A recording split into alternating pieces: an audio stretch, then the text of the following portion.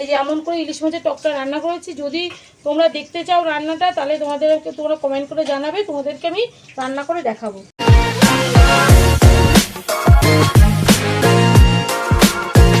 বন্ধুরা, চিংড়ি মাছের যেমন দো পেঁয়াজা হয় তেমনি কাতলা মাছেরও কিন্তু দো পেঁয়াজা হয়।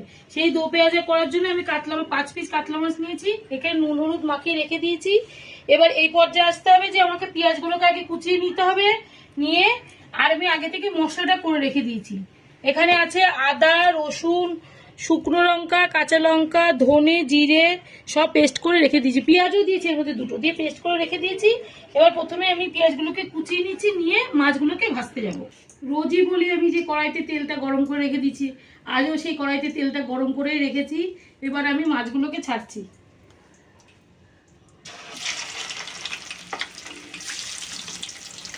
একটু মাছগুলোকে কিন্তু লাল লাল করে ভাজতে হবে। আর আমি সব কি কি দিচ্ছি সবটা দেখাইনি, এই করতে করতে কিন্তু সবটা আমি দেখাবো কিভাবে কি করছি। আগে মাছগুলো ভেজে নিই, ভেজে তারপরে আমি ফিরে আসছি। বন্ধুরা, তোমরা কি কেউ ইলিশ মাছের টক খেয়েছো? আর যদি না খাও তাহলে আমাকে কমেন্ট করে জানাবে যে তোমরা খাওনি। আর যদি এই রেসিপিটা দেখতে চাও তাহলে কিন্তু সেটাও আমাকে কমেন্ট করে জানাবে। তোমাদের ইলিশ মাছের টকের রান্না করা আমি দেখাবো। আজকে আমি রান্না করেছি, তাও তোমাদেরকে একটু দেখিয়ে দিচ্ছি। এই যে এমন করে ইলিশ মাছের টকটা রান্না করেছি। যদি তোমরা দেখতে চাও রান্নাটা তাহলে তোমরা কমেন্ট করে জানাবে, তোমাদেরকে আমি রান্না করে দেখাবো। এই দেখো এমন করে রান্না করতে হয়, এরকম দেখতে হয় টকটা। ঠিক আছে, এই যে আমি মাছ ভাজাতে ফিরে এসেছি আবার। এই মাছ ভাজাগুলো হয়ে গেছে, এবার তুলে নেবো এগুলোকে। এরকম করে ভাজলেই হবে, আরও লাল করা যায় কিন্তু বেশি লাল করলে কি একটু মাছগুলো শক্ত শক্ত হয়ে যায়। এই এরকম করে আমি এরকম করে ভেজে তুললাম। আচ্ছা, ভাজা হয়ে গেছে। এবার আমি এর মধ্যে প্রথমে আমি এই যে গোটা গরম মশলা আর একটু জিরে ফোড়ন দেবো।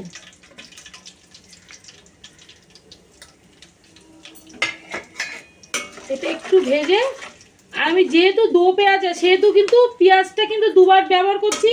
একবার এখানে পেঁয়াজটা বেটেছি, এই যে মশলাটার মধ্যে একবার বেটেছি, এই যে আর একবার আমি পেঁয়াজটা ভাজবো, ভেজে এই মশলাটা তৈরি করব। কিন্তু এই কারিটা তৈরি করব, মাছের যে কারিটা হবে। ব্যাস, এটাকে আমি একটু ভেজে নেবো, ভেজে তারপরে আমি এই টমেটো কটা দিয়ে দেবো। পেঁয়াজটা ভাজা হয়ে গেছে বন্ধুরা, এবার আমি এই টমেটোটা দিয়ে দিচ্ছি। টমেটোটা পেস্ট কিন্তু করা যেত, কিন্তু পেস্টটা করার থেকে এরকম তেলের করে দিয়ে ভেজে রান্না করলে সেই রান্নাটার স্বাদটা বেশি ভালো হয়, সেই জন্য আমি পেস্টটা করিনি। এবার এর সাথে এই রান্নাটা করতে করতে যে টমেটোগুলো গলে যাবে না, সেটাতে খেতে বেশি ভালো হয়।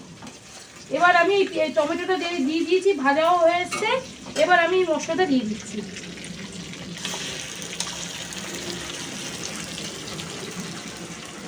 আর মশলাটা করে রেখেছি তো, মশলাটা ভালো নরম হয়ে গেছে সবকটা মশলা ভেতরে। একটুখানি এই বাটিটা ধুয়ে জল দিতে হবে।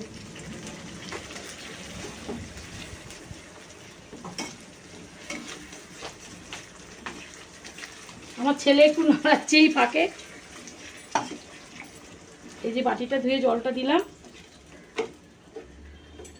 নাড়া বাবু, নাড়াতে থাক। আচ্ছা, একটু কাশ্মীরি লঙ্কার গুঁড়ো দিচ্ছি এর মধ্যে কালারের জন্যে।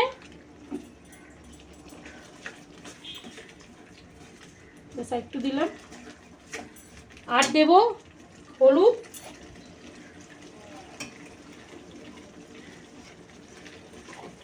আর দেব লবণ। আগে একটু ভাজার সময় দিয়েছিলাম লবণ, আর এইটুকু দিচ্ছি, বোধহয় আর লাগবে না। ব্যাস, এই কালারটা কিন্তু ভালো এসছে। আর একটু ফ্যাটারও টক দই দিয়ে দিচ্ছি। একটুখানি নাড়িয়ে তারপরে দেবো টক দইটা, এখন দেবো না, একটু পরেই দিচ্ছি। একটু তেলটা একটু বেরিয়ে আসুক হালকা, তারপরে দেবো।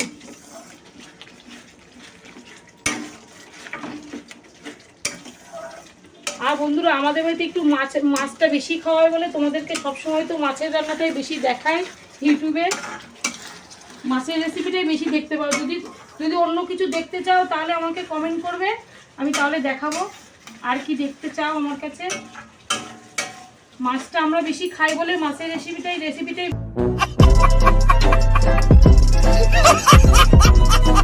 বেশি দেখায়। ব্যাস, এই যে হয়েছে। এবার আমি টক দইটা কিন্তু দিয়ে দিচ্ছি। আর জলটা ঝরিয়ে নিলে টক দই ভালো নরম হয়ে যায়, জল জল দিলে একটু কেমন দেখতে পায় ছাপড়া ছাপড়া মতো হয়ে যায়। এই যে মিশে গেছে কিন্তু টক দইটা। মশলাটা কিন্তু ভালো করে কষিয়ে নিয়েছি, তেল বেরিয়ে এসছে। এবার আমি এই যে গরম জল করে রেখেছি, গরম জল করলে তো জানি রান্নার স্বাদ বেশি বাড়ে, এই জন্য গরম জলটাই দিচ্ছি। আর বেশি কিন্তু এটাতে ঝোল হবে না, ব্যাস এইটুকু আমি জল দিচ্ছি, আর দেবো না। এবার ঝোলটা একটু ফুটে উঠলেই আমি মাছটা ছেড়ে দেবো। গরম জল করা রয়েছে বলে এটার জন্য আর বেশি সময় নেওয়া লাগবে না, তাড়াতাড়ি হয়ে যাবে। কি দেখাচ্ছি, এখানে মাছের ডিম ভাজছি, মশলা ছাড়াই, মশলা দিয়ে মাখিনি ডিমটাকে, এমনি নুন হলুদ দিয়ে মেখে ভাজছি ডিমটা। ব্যাস এই যে ফুটে উঠেছে, এবার আমি মাছগুলোকে দিয়ে দেবো। দিয়ে দিলাম। এই গ্রেভিটা একটু ঘন ঘন হবে, ভালো করে একটু গ্রেভিটা শুকোলে তারপরে আমি একটু এর মধ্যে গরম মশলা আর ধনে পাতা দিয়ে নামিয়ে দেবো।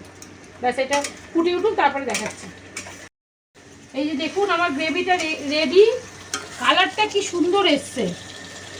এবার এর মধ্যে একটু গরম মশলা দিয়ে, খুব বেশি লাগবে না, এখন গরম মশলা একবার ফোড়ন দিয়েছি তো, বেশি দেবো না, অল্পই দিলাম। গ্যাসটা বন্ধ করে দেবো। এবার আমি একটুখানি এর মধ্যে ধনে পাতা দিয়ে দেবো, দিয়ে দেখাচ্ছি এটা কেমন হয়েছে। আমি নিয়ে যাচ্ছি এই অবস্থায়, গরম অবস্থায়। এর মধ্যে এবার আমি একটু ধনে পাতা দেবো। আমি ধনে পাতাগুলো সব ধোয়াই ছিল, শুধু এই যে ওপর দিয়ে একটু দিচ্ছি, খুব বেশি দরকার নেই ধনে পাতা দেওয়ার। ব্যাস। আর আমার এই রেসিপিটা যদি ভালো লাগে তাহলে একটা, রোজই বলি যেটা সেটাই বলছি আবার, যে একটা লাইক করবেন, কমেন্ট করবেন, শেয়ার করবেন আর সাবস্ক্রাইব করে দেবেন। টাটা।